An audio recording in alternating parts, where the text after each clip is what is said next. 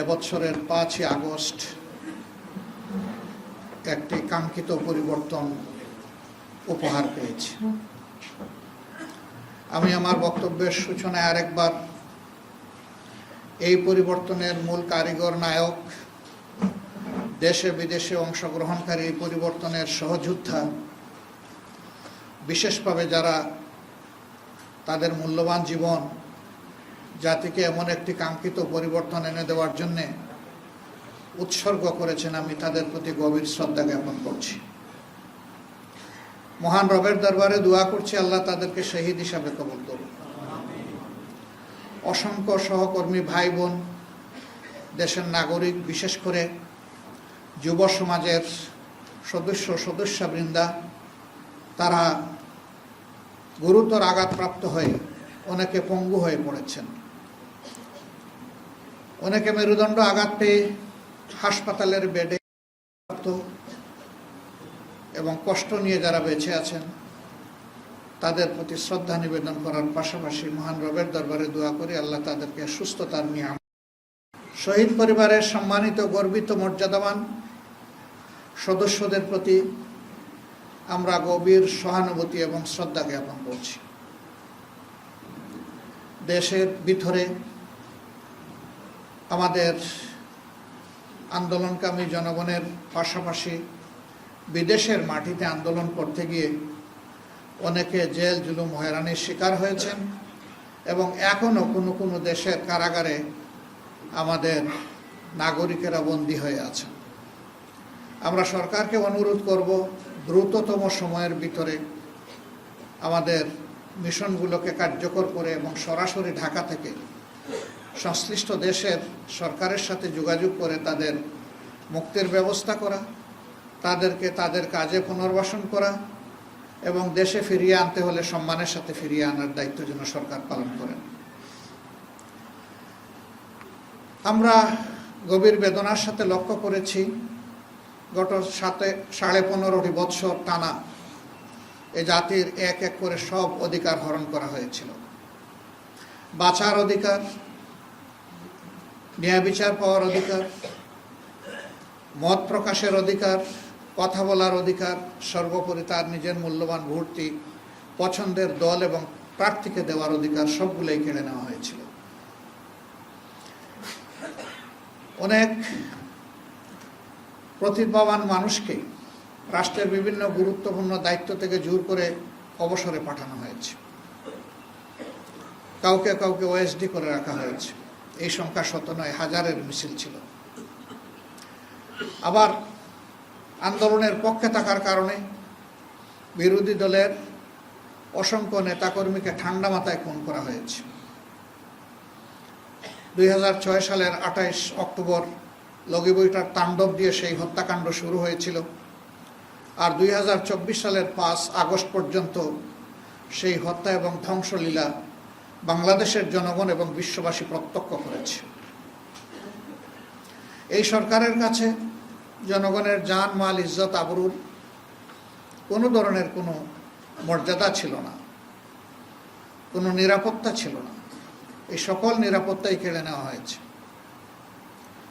আমরা শ্রদ্ধার সাথে স্মরণ করি বিডিআরের তৎকালীন বিডিআরের সদর দপ্তর পিলখানায় যে 57 জন কমিটেড চৌকস সেনা অফিসারকে হত্যা করা হয়েছিল। আল্লাহ তাদেরকেও শহীদের মর্যাদা দান করুন। এরপরে আঘাতটা দেওয়া হয়েছিল বাংলাদেশ জামাত ইসলামীর উপর।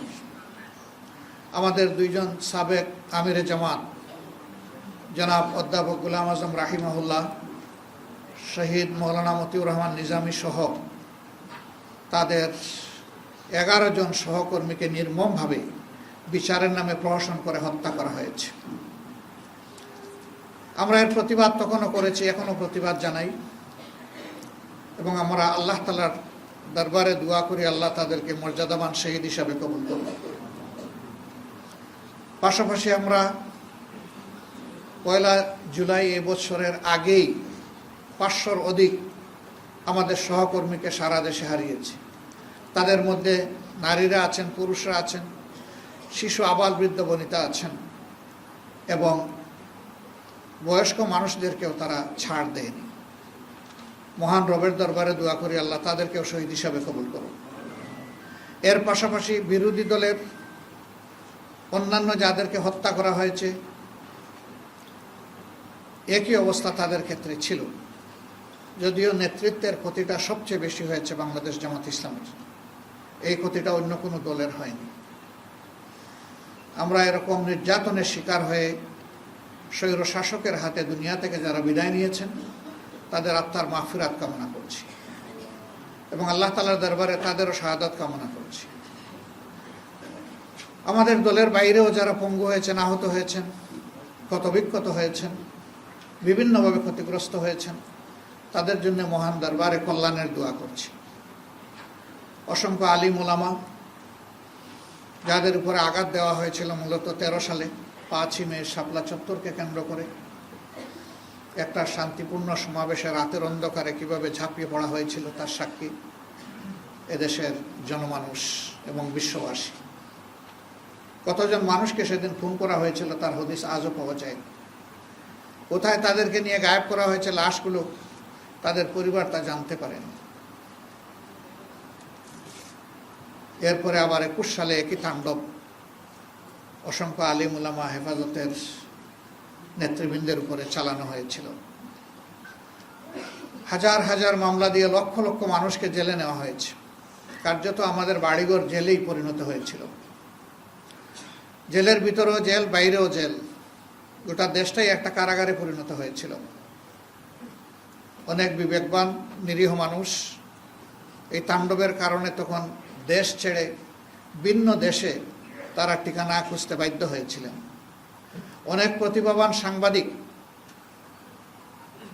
তাদের বিবেকের জায়গা থেকে রিপোর্ট করার কারণে এই দেশে তারা নিরাপদ থাকতে পারেননি বলে অনেককে দেশ ছেড়ে চলে যেতে হয়েছিল। 13 সালে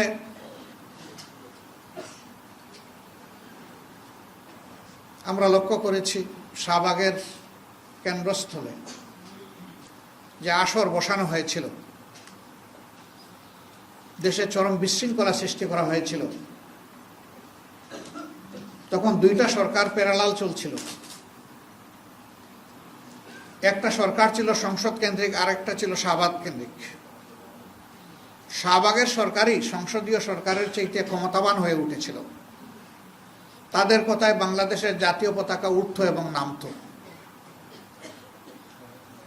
জাতি বিস্ময়করভাবে এই সমস্ত বিশৃঙ্খলা লক্ষ্য করেছে এবং রাষ্ট্র থেকে পূর্ণ পৃষ্ঠপোষকতা দেওয়া হয়েছে। সম্মানিত বন্ধুগণ, এই সমস্ত ট্রমা এবং স্কার নিয়ে এই জাতি বেঁচে ছিল এবং প্রত্যেকটি অন্যায়ের বিরুদ্ধেই সোচ্চার হয়েছিল।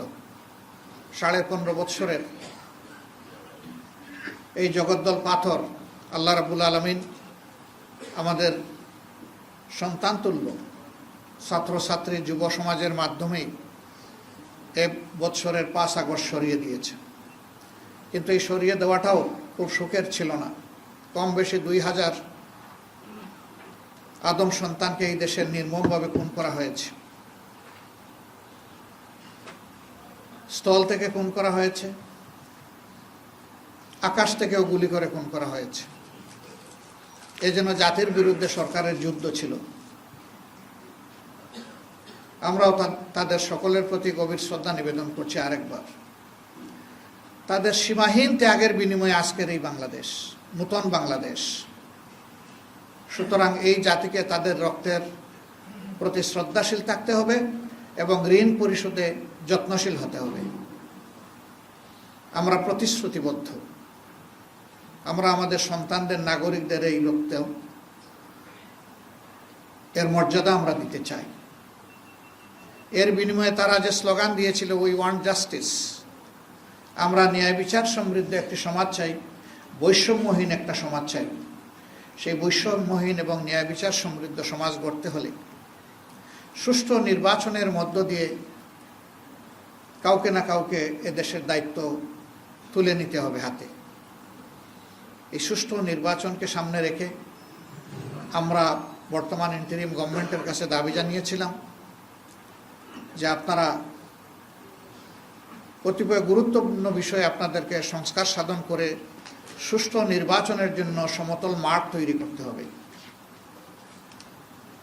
এর জন্য একটি রোডম্যাপ দরকার। এরপরে আমরা বলেছিলাম যে সংস্কারের এই মৌলিক বিষয়গুলা সম্পন্ন হওয়ার সাথে সাথেই নির্বাচন অনুষ্ঠানের পদক্ষেপ আপনাদেরকে নিতে হবে। আবারও আমরা একই কথা তাদেরকে বলবো। পাশাপাশি সুষ্ঠু নির্বাচনের অন্যতম মৌলিক দুটি বিষয় অঙ্গাঙ্গিভাবে জড়িত। একটি হচ্ছে রাষ্ট্রের সকল প্রাপ্তবয়স্ক নাগরিককে ভোটার তালিকায় অন্তর্ভুক্ত হওয়ার সুযোগ সৃষ্টি করে দেওয়া। দ্বিতীয়টি হচ্ছে বিগত সরকার জুলুম করে বহু জায়গায় তৎকালীন বিরোধী দলে যারা ছিলেন তাদের এলাকাগুলোকে টার্গেট করে আসন সংখ্যা কমিয়ে দিয়েছে, আসন পুনর্বিন্যাসের নামে জুলুম করেছে। এগুলাকে আবার পুনর্বিন্যাস করা লাগবে বিবেক এবং বাস্তবতার আলোকে। এই ভোটার তালিকায় আমরা নিশ্চয়ই সবাই একমত হব, গত 3টি ভোট পর কোনো ভোটই না হওয়ার কারণে এদেশের মানুষ ভোটের প্রতি তাদের আস্থা হারিয়ে ফেলেছিল।